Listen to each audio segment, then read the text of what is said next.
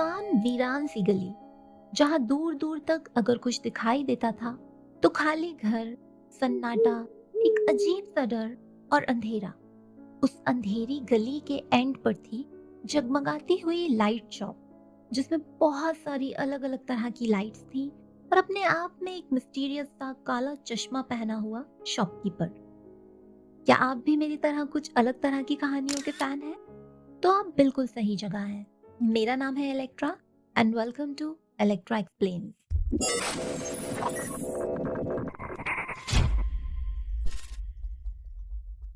पहले ही सीन में हम देख सकते हैं कि एक वाइट कपड़े पहनी हुई लड़की है, जिसके लंबे बाल हैं, खुले हुए हैं, लाइट शॉप के बाहर खड़ी है और शॉप के अंदर देख रही है।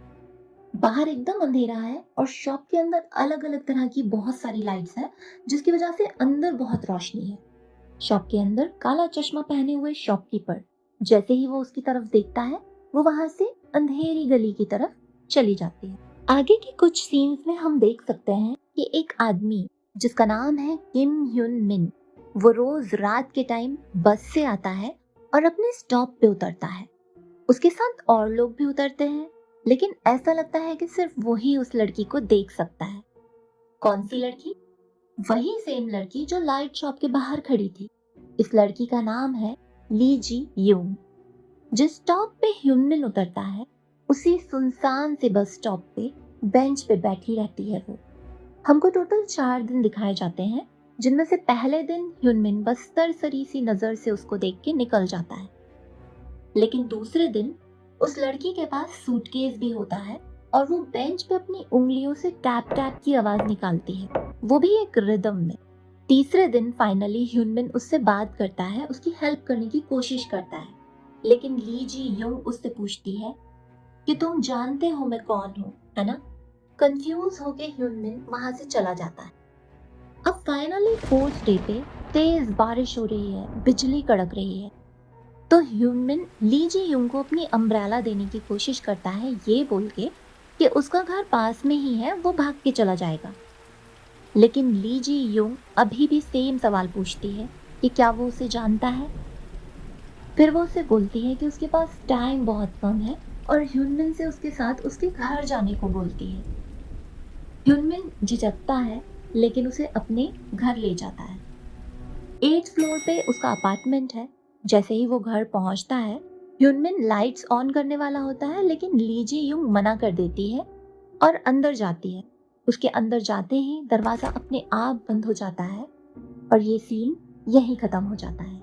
आगे हम देखते हैं यूजीन यूनिवर्सिटी हॉस्पिटल। कोई चल रहा है, ऐसा लगता है कि वो इनविजिबल है। उसके आसपास डॉक्टर्स हैं, पेशेंट्स हैं, और फिर वो चलते हुए जाता है एक रेस्ट्रिक्टेड एरिया में। फिर हम देखते हैं आईसीयू का सीन। कुछ नर्सेज हैं, नाइट शिफ्ट पर हैं वो। नर्स कुवांग बाकी सबको डिनर करने के लिए लॉकर रूम भेज देती है। सबके जाने के बाद एक आदमी मैले से कपड़े पहना हुआ आईसीयू में आ जाता है। नर्स कुवांग के बहुत बोलने पर भी वो वहीं खड़ा रहता है, इधर उधर देखता रहता है, और फिर वो मॉर्ग का रास्ता पूछता है।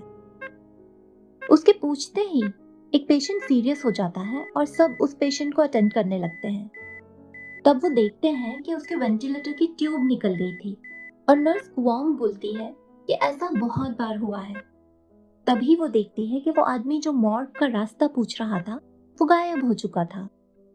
नेक्स्ट सीन में हम देखते हैं एक आदमी जिसको बहुत ठंड लग रही है। वो ब्लैंकेट ओढ़ा हुआ है और हीटर को मैक्स करने के बाद भी वो कांप रहा है। ये आदमी 2 चीजों से परेशान है, एक तो कोल्ड, दूसरा कुत्ते के भौंकने की आवाज, और इसकी वजह से ये सो नहीं पा रहा। फाइनली सीन आता है लाइट शॉप का। यहाँ कुछ कस्टमर्स लाइट खरीदने आते हैं और जो भी लाइट शॉप के अंदर आता है, शॉपकीपर का सबसे पहला सवाल होता है, व्हाट ब्रिंग्स यू हियर? मतलब तुम्हारे यहाँ आने की वजह क्या है?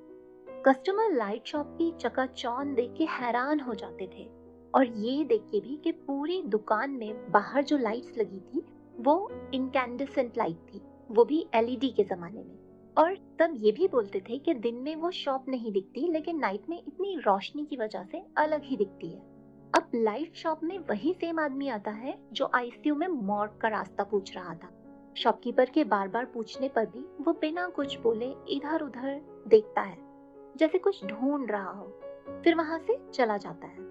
हम देख सकते हैं एक कुत्ता भी लाइट शॉप के बाहर से भागता हुआ जाता है, और वही आदमी जो ठंड से परेशान है वो भी लाइट शॉप में आता है और वहां की जगमगाहट देख के हैरान हो जाता है। फिर वो एक बल्ब को देख के उसे छूने के लिए उसके पास आता है। उसके पास आते ही शॉपकीपर के काले चश्मे और बल्ब दोनों पर ही एक वाइट लेयर सी जम जाती है, जैसे कि फ्रीज हो रहे हो। इतने में ही शॉपकीपर उस आदमी को बल्ब छूने से रोक देता है, जिससे वो काफी नाराज हो जाता है और कुत्ते के बारे में पूछ के वहां से निकल जाता है। शॉपकीपर अपना चश्मा साफ करता है और जाके उस बल्ब को भी चेक करता है। एक और कस्टमर आती है रेड हाई हील्स में, जिसका नाम है पार्क हाई वन। वो एकदम भीगी हुई शॉप में आती है, थोड़ा इधर उधर देखती है। शॉपकीपर अपना यूजुअल सवाल पूछता है, लेकिन वो उसे इग्नोर करती है। ठीक सामने उसको एक बल्ब दिखता है, जिसकी रोशनी बाकी बल्ब से कम थी। वो उसको छूने की कोशिश करती है, तो शॉपकीपर उसे ऐसा करने से मना करता है। तभी वो शॉपकीपर की तरफ देखती है और शॉपकीपर बस अपने काले चश्मे को छूता है, जैसे ठीक कर रहा हो। तो पार्क हाई वन रुक जाती है और धीरे धीरे वहां से चली जाती है। इक्वांग गर्ल्स हाई स्कूल, जहाँ एक लड़की अजीब क्रीपी तरीके से ग्राउंड में घूम रही है। नाइट का टाइम है और यह है सेल्फ स्टडी क्लासेस। तभी ऊपर विंडो से एक लड़की इस लड़की को देख के वेव करती है।